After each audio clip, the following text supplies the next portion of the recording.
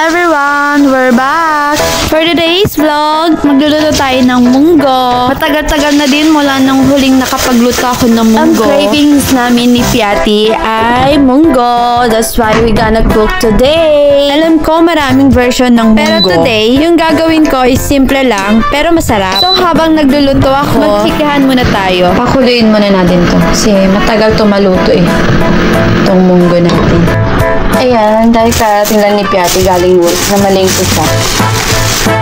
So, habang pinapakulaan yung munggo, maghiwa muna tayo ng luya at bawang. Hindi pala ako naglagay ng sibuyas kasi out of stock. Kamusta naman yung mga kapwa OFW ko here sa Japan? Ang lamig na ng weather, kaya perfect yung munggo natin. Ano na ngayong taglamig. Share ko lang, medyo busy ako lately dahil madalas night shift ako. Maghiwa din pala tayo ng kamatis.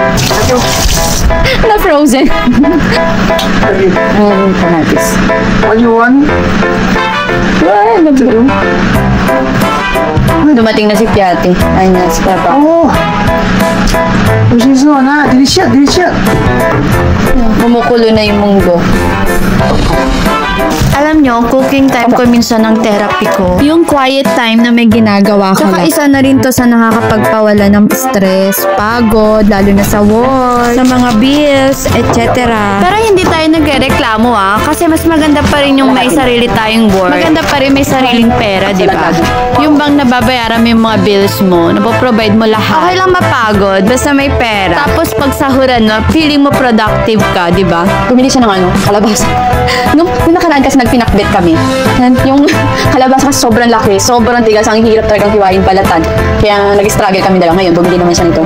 So, mas madali. Okay guys, we're here na sa part ng pag-slice ng kalabasa. Which is, hindi na ako nahihirapang mag-slice. Kasi, hindi siya kagaya ng medyo buo, yung malaki-laki pa na kalabasas. Mahirapan ka pa mag-slice, babalatan-balatan mo pa yun. So, nag-struggle ako sa part na ganun. My favorite, calamares. Laging binibili sa akin kahit kasalubong din sa akin. Minsan kasi nauubos nito, mabilis siya maubos. Okay lang. Price niya, $252. Less 30%. Isasahog natin sa munggo. So wala na daw, naubos mo daw yung nagtitinda ng baboy sa supermarket. So, hugasan na natin ng karne. Alam niyo ba, napaka-OC ko paghugas ng karne. Nakakailang hugas pa ako bago matapos. Siguro nakakalimang hugas ako. Gusto ko kasi malinis na malinis. Yes, olive oil. Olive oil. Painitan lang natin ng konting kawali. So, igigisa na natin yung bawang at saka luya. Hintayin lang nating mag-brown. Then, saka na ilalagay yung kamatis. And medyo nadurog na yung kamatis. Saka naman natin ilagay yung meat. Then, halo-halo lang ng konti hanggang mag-soak naman yung pork. Naalala ko dati, kapag nagigisa talaga yung kapitbahay namin, feeling ko talagang sarap-sarap ng niluluto nila. Kasi yung amoy pa lang sarap. Ayan, okay na ito. Lagyan natin ng patis. Ayan, ito kumukulo na siya. Munggo. So, maglagay tayo ng konti. Nilipat na lang natin to here sa malaki.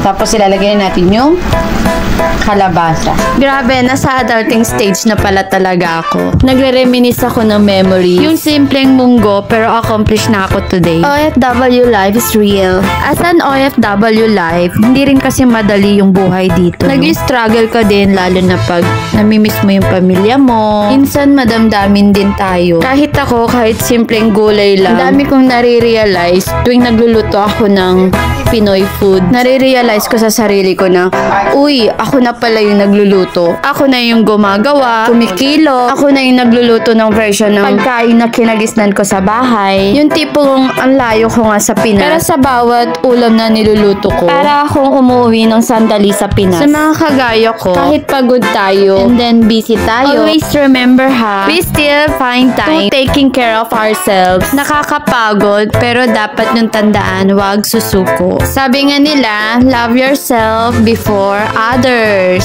Mag-struggle pero di give up, diba? Kailangan lang natin ng konting time, konting push pa. Makakaipon din tayo sa takdang panahon. Corey, I got it. No, I'm not even sure this munggo. What the fuck stealing water Oh, is. Philippine. They're dumber than you think they. That dumb? Todo society of plastic for generations. It's good. I spent a whole day with a human. Punto ko? Chop his own head off. Delicious. You know the brains aren't even in their heads, right? They're in their butts. Oh, oh shit. Eyes were douched into the Dark Lord. Sarap daw. Sarap, Jo. To their butts. Your brain Yung munggo na. was Pero there. masarap yan. Right? Come here. Yummy? Yummy. Shit. I just told you.